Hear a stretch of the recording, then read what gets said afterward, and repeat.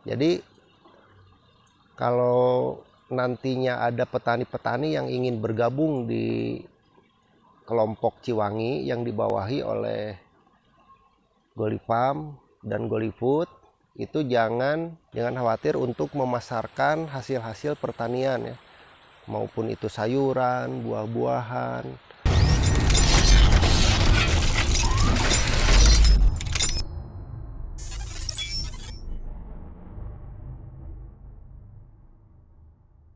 Assalamualaikum warahmatullahi wabarakatuh. Sampurasun, saparakanca, sobat Goli. Kali ini saya akan ngebahas tentang pohon jambu biji merah atau Pinguapa. Nanti kita langsung lihat hasil dari cangkok, ada yang hasil dari nanam dari biji. Lebih mudah daripada pohon sirsak. Kalau jambu hanya membutuhkan waktu 1,5 tahun, kalau sirsak 3 tahun, seperti yang waktu itu saya bahas tentang pohon sirsak itu membutuhkan sangat lama ya, waktunya selama 3 tahun. Tapi kalau jambu ini hanya membutuhkan waktu 1,5 tahun. Kita lihat nanti, kita turun ya ke bawah, ada pohon jambu yang sedang dicangkok dan ada juga yang dari biji, ditanam dari biji. Jambu yang saya tanam ini asli lokal ya, asli Indonesia, karena kalau jambu Bangkok itu tidak bisa dibuat jus, teksturnya tidak masuk ya. Mari kita lihat ke bawah sambil kita terangkan ada jenis apa aja yang ada di Golifarm. Nah, ini sobat Goli contoh bibit jambu yang saya tanam dari biji. Ini baru jadi ya, sekitar 1,5 bulan. Ada caranya juga kalau ingin bagus, nanti pas dia dewasa itu harus dipotong seperti ini. Nah, nanti akan keluar tunas-tunas baru di bawahnya ya. Supaya apa? Supaya nanti pohonnya itu tidak terlalu tinggi ke atas, supaya mempermudah untuk pemanenan. Nah, ini saya potong juga, dia keluar baru tunas satu, nanti akan banyak tunas-tunas yang keluar nih.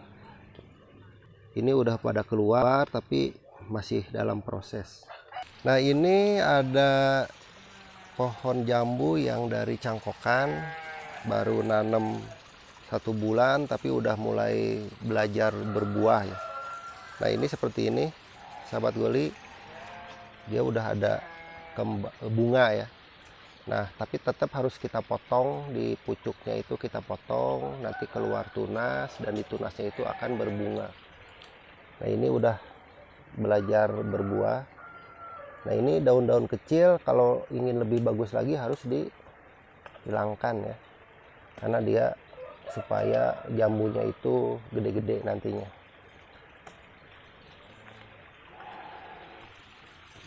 Kalau jambu lebih mudah ya penanamannya. Dan ini juga yang bawah sama,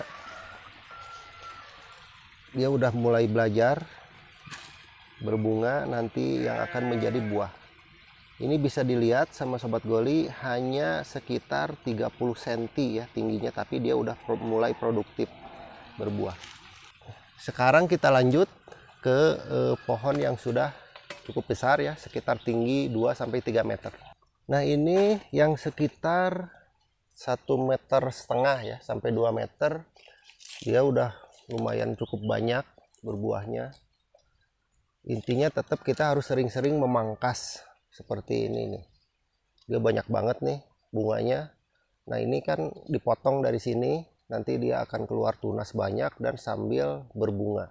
Untuk selanjutnya sama sahabat Goli nih, yang dipotong karena pohonnya ini terlalu tinggi, jadi kita potong, keluar tunas langsung berbunga ya. Karena apa? Di samping untuk merangsang dia berbunga, kita potong itu jangan terlalu tinggi. Kalau terlalu tinggi kita nanamnya dari cangkok kan akarnya nggak kuat. Jadi kemungkinan kalau ada angin besar atau lagi hujan lebat dia akan roboh seperti ini nih. Ini udah mulai nggak kuat ya si akarnya itu karena tidak maksimal seperti yang ditanam dari biji. Ya jadi sahabat Goli, ada kekurangan dan kelebihan antara cangkok dan menanam dari biji. Kalau dari biji bisa tumbuh besar pohonnya itu dan akarnya kuat. Kalau dari selama 1,5 tahun itu tidak akan berbunga ya dan berbuah. Kalau dari cangkok seperti yang tadi saya lihat itu dia hanya membutuhkan waktu 3 bulan dia udah mulai belajar berbunga. Pohon yang selanjutnya juga sama, jadi akarnya kurang kuat, ini udah mau roboh, tapi saya pertahankan supaya tidak mati dulu. Nanti akan kita cangkok seperti yang di atas ini, hampir semua saya cangkok karena takut keburu mati si pohonnya ini. Kalau pohon jamu meskipun kita cangkok tapi dia tidak mempengaruhi ke kualitas ya atau produktivitas, itu tetap bagus karena jambu biji ini cukup mudah ya untuk dikembangbiakan, terus perawatannya pun tidak begitu sulit. Yang kita pakai pupuk di sini adalah pupuk organik ya dari kotoran kambing, kotoran ayam. Jadi di setiap perkebunan itu nantinya saya akan adakan peternakan kambing dan ayam untuk menjadi pupuk ya. Pupuknya ini sekitar 3 bulan sekali kita kasih pupuk kandang. Kalau perawatan di saat musim penghujan kita memakai organik juga untuk penyemprotannya itu, tapi saya kurang tahu ya kalau bahasa Indonesianya itu apa, tapi kalau di bahasa Sunda itu namanya daun kirinyuh. Daun kirinyuh itu adalah mengandung pestisida alami. Jadi kita penyemprotannya pun tidak memakai bahan kimia, hanya cukup dengan penyemprotan memakai tumbuhan yang bahasa Sunda itu namanya kirinyuh. Nanti kita perlihatkan pohon kirinyuh itu seperti apa. Jadi proses pembuatannya itu adalah direbus, daunnya direbus, nanti airnya disaring, diambil, baru kita semprotkan ke buah-buah yang emang perlu kita semprot.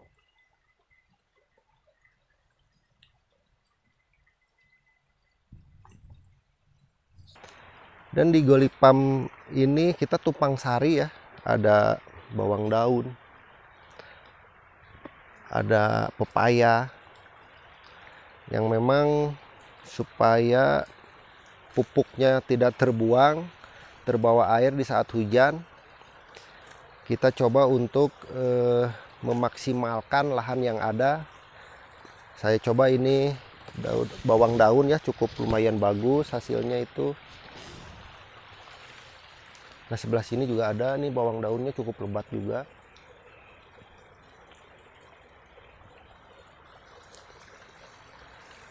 Karena Golipam ini disuplainya ke Goliput, sahabat Goli, jadi apapun hasil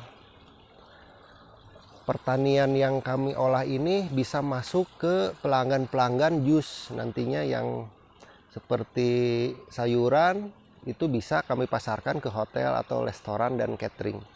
Jadi kalau nantinya ada petani-petani yang ingin bergabung di kelompok Ciwangi yang dibawahi oleh Golipam dan Golifood, itu jangan khawatir untuk memasarkan hasil-hasil pertanian ya, maupun itu sayuran, buah-buahan. Nah ini sayurannya ada sosin, ada tomat, ada terong. Itu bisa kami pasarkan ke hotel, restoran dan catering. Untuk petani-petani yang memang mempunyai lahan kurang produktif, terus bingung untuk menanam apa, silahkan nanti bisa mendaftarkan di nomor tertera nanti kita kasih nomor telepon ya atau WhatsApp yang bisa dihubungi untuk bergabung di kelompok tani Ciwangi. Kami pun sekarang lagi ada proyek perluasan kebun di daerah Sindangkerta, tepatnya di Pasir Angin, seluas 10 hektar yang nantinya akan kita suplai Ada pohon pepaya, pohon jambu, pohon sirsak, dan sayur-sayuran. Terus markisa ya. Markisa juga kita nanam di sana sekitar 3.000 pohon. Nah, yang ini Sobat Goli cukup lumayan lebat nih. Sistemnya masih sama, kita harus sering-sering memotong tangkainya supaya lebat seperti itu. Nah, ini lagi proses pembakaran sisa-sisa produksi dari GoliFood yang memang bijinya itu muda dan ada kulit-kulit sisa kupasannya itu dibakar di sini yang nantinya untuk pemupukan dicampur sama kotoran kambing atau kotoran ayam.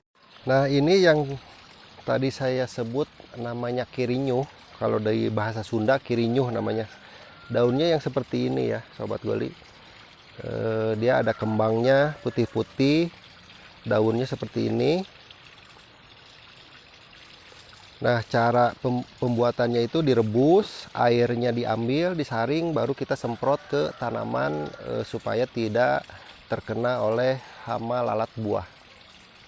Ini cukup lumayan bermanfaat daripada kita membeli pestisida kimia. Lebih baik memakai pohon kirinyuh ini. Saya kurang tahu juga ini bahasa Indonesianya pohon apa. Kalau bahasa Sunda itu namanya kirinyuh. Boleh nanti dicoba untuk petani-petani buah-buahan ataupun sayuran yang cukup lumayan nantinya efisiensi dalam menggunakan obat semprot. Untuk pohon jambu tidak hanya bisa ditanam dari biji dan cangkok, tapi bisa juga sistem sungkuk seperti ini. Caranya dipotong-potong tangkai jambunya, terus nanti dikasih obat perangsang akar atau bawang merah. Nah, ini contoh yang sudah jadi ya. Ini hanya dari tangkai Sahabat Goli. Dia ditanam di cup seperti ini, seperti nanam pohon singkong caranya itu, tapi harus pakai obat perangsang akar atau bawang merah. Digosok-gosok, nanti di bagian bawahnya itu baru dimasukkan ke media tanah yang ada di gelas cup seperti ini. Nah, ini contoh yang sudah jadi, dia keluar tunas baru ya. Ada 1, 2, ada 3 tunas ya di sini keluarnya 2. Ini udah sangat bagus jadinya, tapi masih belum kelihatan akar. Nanti kalau misalkan sudah kelihatan akar cukup banyak di sini, baru bisa dipindah ke kebunnya. Nah, ini salah satu alternatif supaya tidak sulit untuk mencakok seperti yang tadi dilihat di atas pohon. Di Golipam ini tumpang sari ya, ada sayuran. Contoh ini lagi penyemaian. Ada pohon cabai. Ada pohon pepaya, ini baru jadi. Kita nanamnya satu-satu ya, pakai daun pisang supaya mempermudah nanti pas saat kita menanam di perkebunan. Nah, di sini ada pohon sayuran seledri. Ini ada seledri yang nantinya sama akan kita pasarkan ke hotel, restoran, dan catering. Jadi apapun itu namanya sayuran, selama ada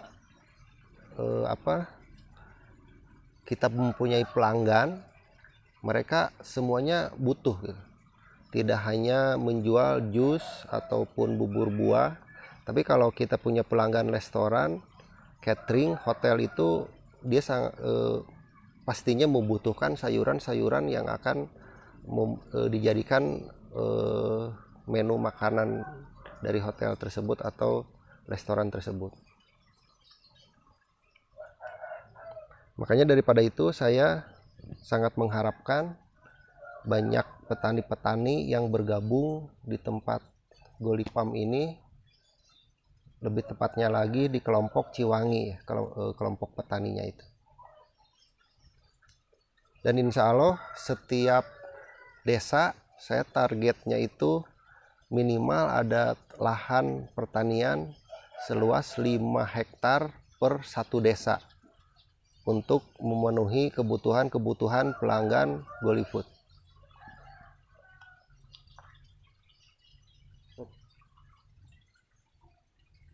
Baik Sobat Goli, yang dari tadi itu saya udah membahas dari menanam dari biji, ada sistem cangkok, ada sistem sungkuk.